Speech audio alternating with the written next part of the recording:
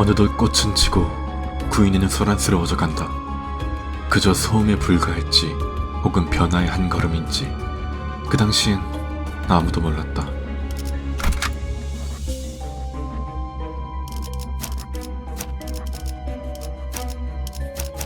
불로 정화하고 깨끗한 세계를 세우라. 꽃은 지고 만물이 바삐 걸음하기 시작하였어. 이곳에 걸음하는 이들의 수도 나날이 늘고 소라는 그들의 곱절만큼 쌓여가는구려. 여기가 무슨 동네 저작거리도 아니고 말이야. 너무 시끄러워. 9일 때가 딱 적당했어. 우와, 신기한 게 많이 생겼어. 나 여기 있는 발명품 좀 만져봐도 되겠나? 입 좀 닫아줄래?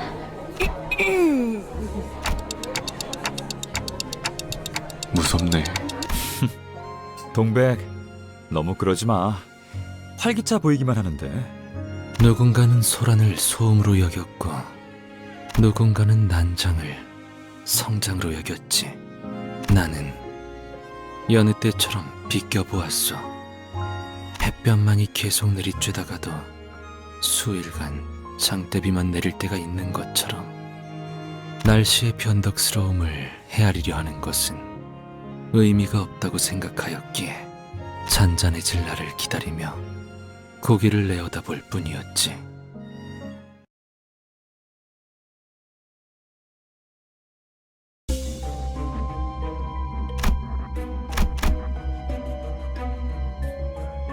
기술에도 가치가 매겨지기 시작하고 구인회에도 아주 미세한 균열의 소리가 들려온다. 순수했던 나날로 이번 낭수레에도 영지는 안 왔네. 날개에서 정식 초대를 받았대. 이번만 해도 2번째랬나? 어느 날개였는지는 모르는 건가요? 그건 아무도 모르던데. 왜 못마땅해 하는 거야? 같이 가자는 영지 형의 제안을 한사코 거절한 건 너였잖아, 동백. 꼭 9이라는 숫자에 집착할 필요는 없어. 8이 되면 어떻고 5이 되면 또 어때? 있잖아, 동랑 씨는 언제까지 그 동물병원 놀이나 할 셈이야? 영지님이 소속되어 있는 단체라길래 기껏 바쁜 일정 다 빼고 왔더니 웬 어린아이 장난감 같은 것밖에 안 보이잖아. 오, 누린, 오랜만이야. 고향 동지를 여기서 다시 보게 되어 반갑군. 우리보다 나중에 티사로 왔던데 적응은 우리보다 더 빨랐던 모양이야. 그런데 어린아이 장난감 같다는 말은 좀 섭섭한데? 동물도 사람이랑 똑같이 아픔을 느낀다는 걸 너도 안다면 그런 말은 함부로 못할걸? 뭐 걔네들이 동랑 씨한테 돈이라도 물어오면서 은혜를 갚는다면 그때 취소해줄게. 느린, 이곳을 천박하게 기술이나 사고 파는 경매장이라고 생각하는 거니?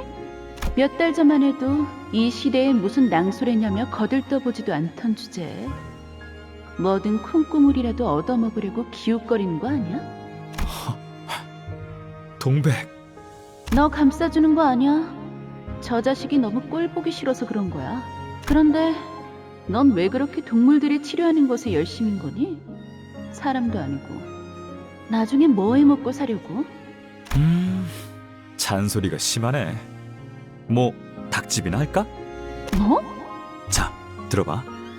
달개 날개를 엄청 많이 만든 다음에 아무 아픔도 못 느낄 방법으로 날개를 잘라내는 거야.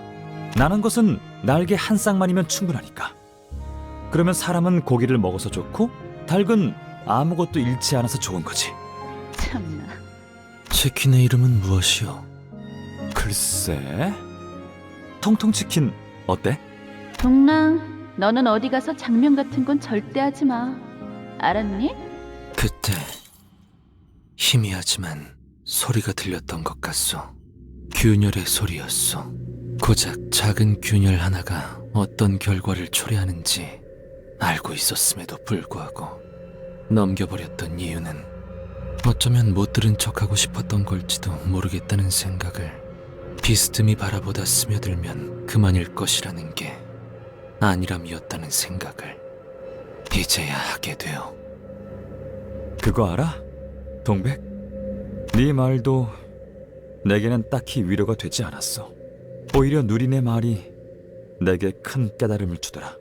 아무리 노력해도 당장 쓰이지 않는 기술이라면 결국 누구도 거들떠봐주지 않는구나 라고.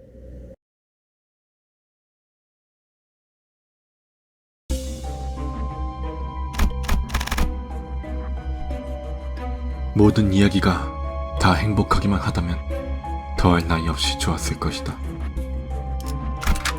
투입합니다.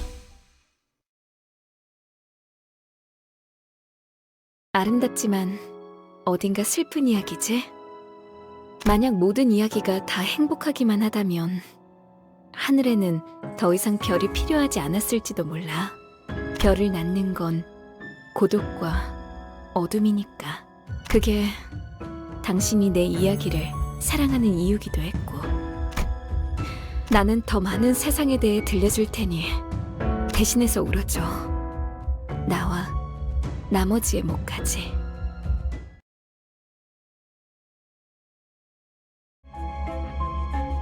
구인의 사무실 한복판에 이질적인 물건이 놓여있다.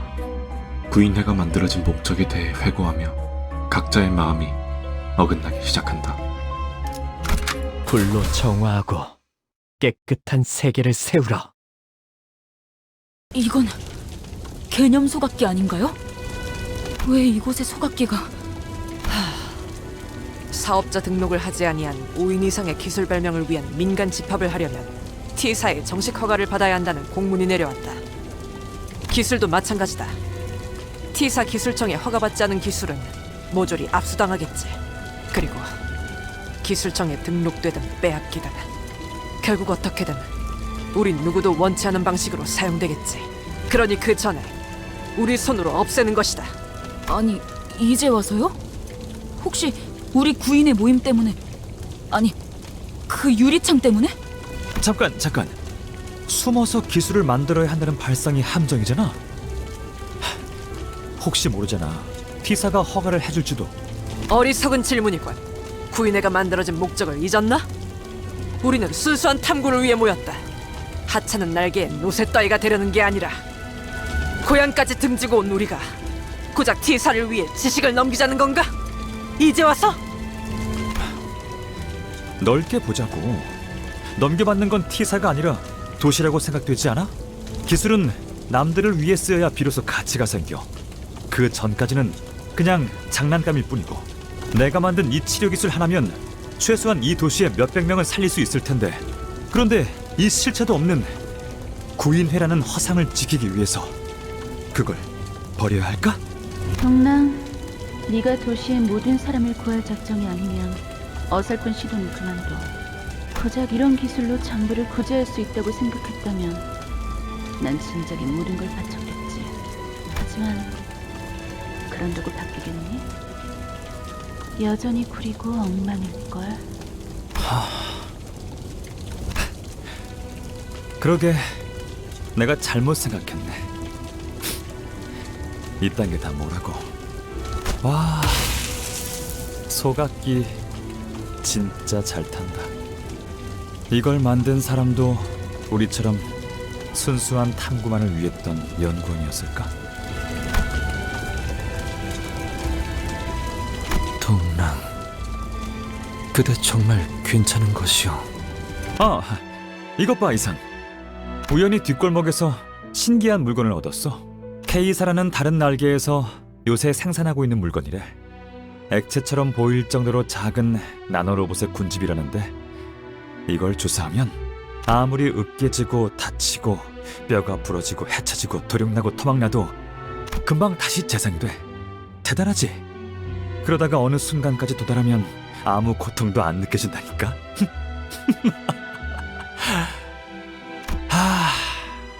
그러니까 다쳐도 괜찮은 거였어. 나 혼자 무언가를 치료하려 고생하거나 마음 아파할 필요도 없었던 거지. 정말 멍청했다. 그렇지? 동랑,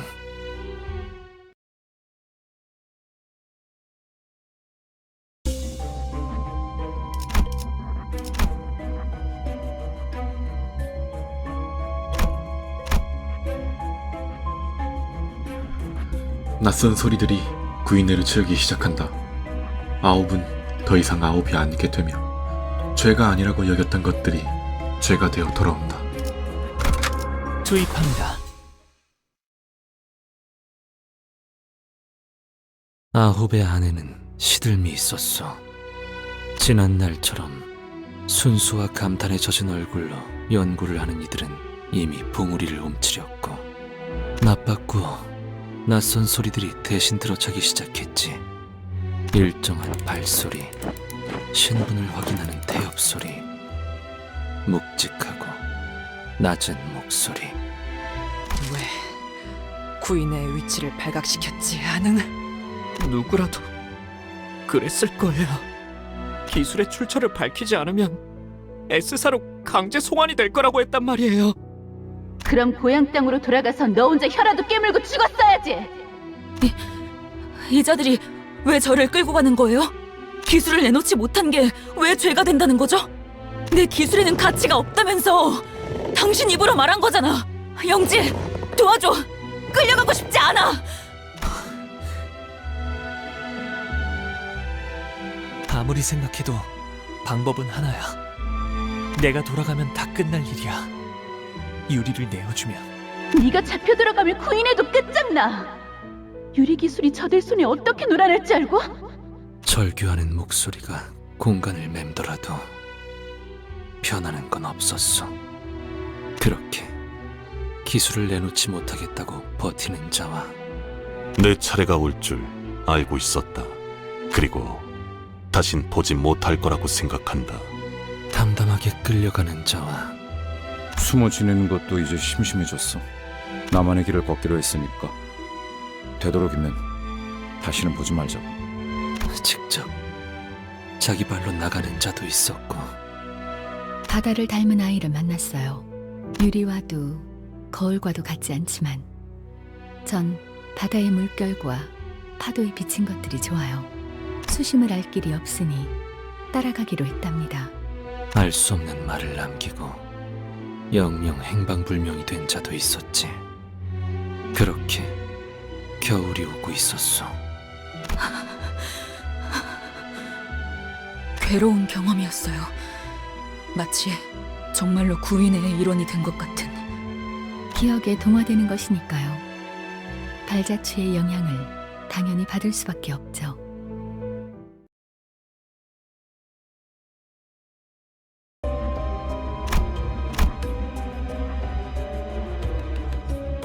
저마다 지키고 싶었던 것이 무엇인지 알지 못한 채 구인회는 갑작스러운 방문을 받게 된다.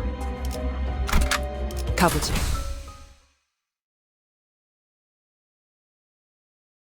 저마다 지키고 싶었던 시간이 달랐던 모양이요. 누군가는 이대로 멈춰 있길 바랬고 누군가는 앞으로 나아가길 바랬지. 나는 허가받지 않은 기술을 소지하고 있다는 신고가 들어왔다. 영지에게는 미리 피신하라고 서신을 보내놓았어. 저놈들이 가져가기 전에 지하실에 유리와 거울을 숨겨놓아야 해. 나랑 동랑이 옮기고 있을 테니까. 남은 사람들이 문을 막고 있어.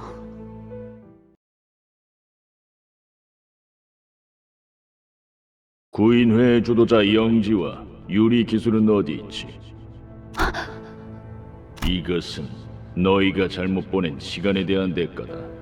지하실을 열어라. 지하실의 존재까지. 우리 중 하나가 배신을 했어. 어제 모습을 감춘 감룡. 그놈 짓인가? 그건 이제 중요하지 않다, 동백. 어서 도망쳐야 해. 너희들 마지막으로 기깔나는 불꽃놀이 한번 보지 않을래? 불꽃도 멀리서 보면 꽤 예쁜 꽃이거든. 동백, 설마 이곳을? 마지막으로 물을게. 너희들 중에는 정말 배신자가 없는 거지? 여부가 있겠어. 말도 안 되는 질문을 하는군. 나야, 동백. 내가 구인회를 팔아넘겼어. 마지막으로 남은 시야는 폭발음과 함께 반쯤 불타가는 동백의 얼굴. 그리고 어떠한 색도 없이 불타오르는 우리의 구인회였어. 아니지, 동랑. 그들은 동백에게 솔직히 말하지 않았어.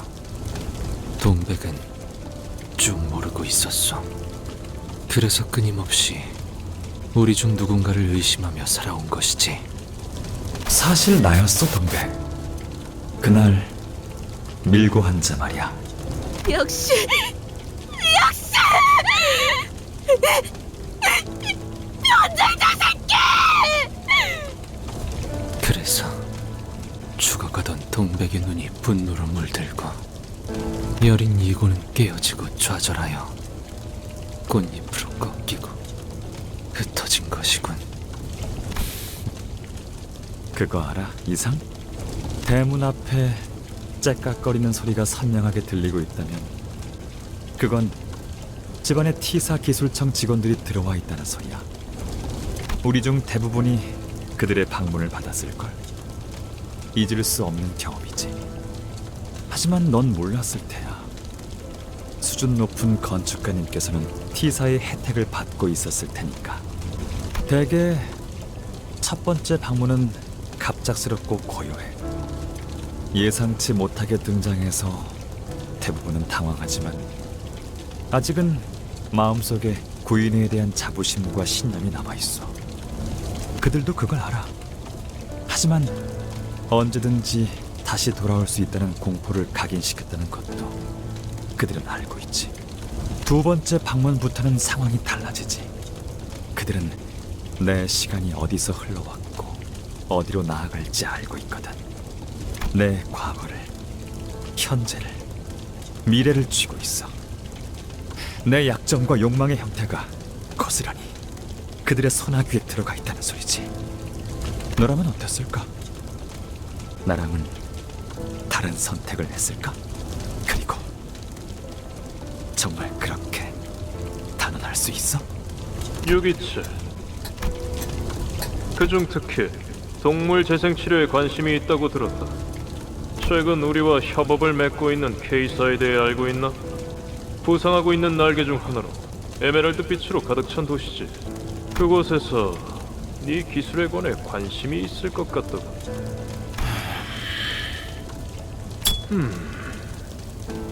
알다시피 이런 기회가 모두에게 오는 건 아니지. 그리하여 동랑, 그대는 마침내 소원을 이뤘어.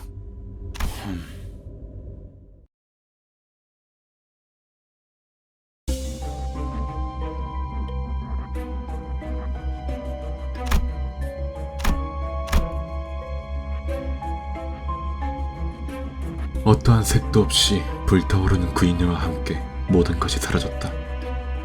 산산조각 속에서 이상이 택한 것은 정지, 즉 무관심이었다. 투입합니다. 구인회의 폭발은 모든 것을 산산이 조각내었고 나의 모든 것 역시 멈추게 만들었어. 멈춘다는 것은 관심의 정지, 무관심을 의미하오. 즉, 이대로 풍화되어 가며 짓밟혀져도 상관없어졌다는 뜻이오. 하지만 그때 내 팔을 낚아챈 자가 있었어. 그대로 가만히 T사 기술청 직원들에게 끌려가겠다고? 자네 같은 자가 드디어 미친 것이오, 이상. 자네는 나와 함께 가야 해. 고개를 끄덕이는 것 외에 내가 할 수 있는 것이 무엇이었겠는가. 나는 그가 T사 기술청 직원들에게 잡히라 했어도 끄덕였을 것이고, 거울 기술을 모조리 개념 소각기에 넣으라 해도 그리했을 것이며, 그 자리에서 가만히 모른 척 숨어 있으라고 했어도 뜻대로 했을 것이요. 9 중 몇이 살아남아 도망쳤는지 나는 모르겠어.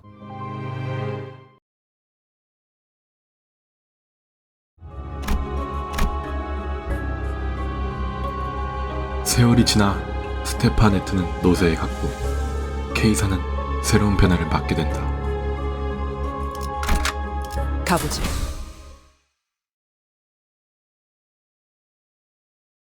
너무 그렇게 슬퍼하지 마. 나는 당신의 눈물로 다가오는 세월까지 피해가고 싶지 않아. 그 눈물은 더 절실한 사람들을 위해 쓰이는 게 맞으니까. 잊지 마. 당신은 아파하는 모든 이들을 위한 이름 모를 별이야. 스테파네트 씨가 별세하였고 저희 케이사는 그분의 숭고한 유죄를 받들며 유감을 표하고자. 뭘 또 그렇게 돌려 말하실까? 제일 하고 싶은 말은 따로 있잖아요. 우리 중 누가 그 다음 대표 자리에 앉을 것인가?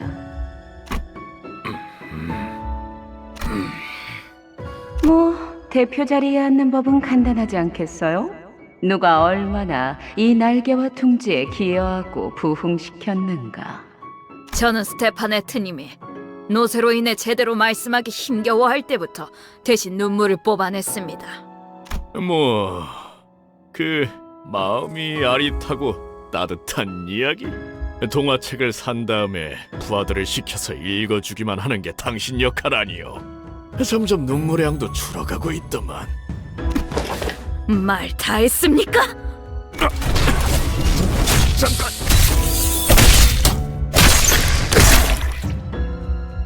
그러니까 말을 함부로 하면 이렇게 된다니까요. 제 성격을 알면서 그딴 식으로 짓거리셨나요? 이사들이 이 사실을 알면 가만히 있지 않을 텐데. 그 전에 일단 당신은 끝장내주겠어. 우리 스테파네트님 마지막까지 한없이 상냥하셨군요. 눈물을 꼭 고귀하게 흘려야 한다는 법은 없었던 거였잖아요. 여러분, 아무래도 제가 찾은 것 같아요. 대표의 자리에 앉는 방법은 참 간단해요. K사의 부흥. 이제 남은 건 이사들의 투표뿐이네요. 멈추시오!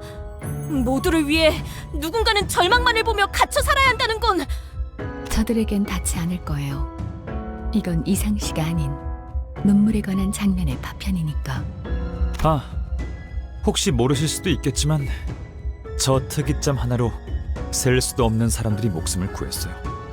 마치 오래전 이루지 못했던 제 꿈을 누군가 대신 이뤄주는 것 같았죠. 만일 저 통 속에 들어있는 것이 저였다면 저는 감사해하면서 제 모든 걸 바쳤을 거예요. 남김없이 전부. 그러니까 우리가 할 수 있는 건 그저 저것을 보며 감사해하고 존중해하는 것뿐이에요. 마치 고향의 별을 보는 것처럼.